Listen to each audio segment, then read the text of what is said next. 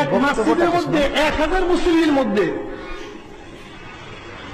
999 জন আস্তে আমিন পড়নেওয়ালা, 2 জন 3 জন জোরে আমিন করিয়া ওঠে। আপনাদের মুখের মধ্যে কুলুপ লাগাইছেন কেন এই 900 মানুষ?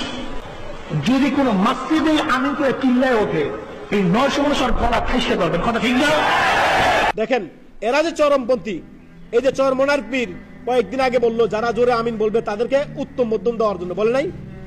অথচ এই জোরে আমিন বলার হাদিস ওয়াইল ইবনে হুজুর থেকে, আবু হুরায়রা রাদিয়াল্লাহু তাআলা আনহু থেকে ইমাম বুখারী রাহিমাহুল্লাহ অনুচ্ছেদ অধ্যায় কায়েম করেছেন। আমাদের আয়েশা থেকে হাদিস রয়েছে, আমাদের আয়েশা রাদিয়াল্লাহু আনহা থেকে হাদিস রয়েছে সিলসিলা সহিহার মধ্যে। তিনি বলেন, ইহুদিরা তোমাদের দুটি বিষয় অত্যন্ত হিংসা করে। একটি হচ্ছে সালাম দাও, পরস্পর সালাম বিনিময় করো, যে আসসালামু আলাইকুম ওয়া রাহমাতুল্লাহি ওয়া বারাকাতুহু, যে তোমরা সালাম বিনিময় করো, এটাকে তারা অত্যন্ত হিংসা করে। আরেকটি হচ্ছে এই যে তোমরা উচ্চস্বরে আমিন বলো, এই আমিন বললে তাদের গায়ের জ্বালা ধরে যায়।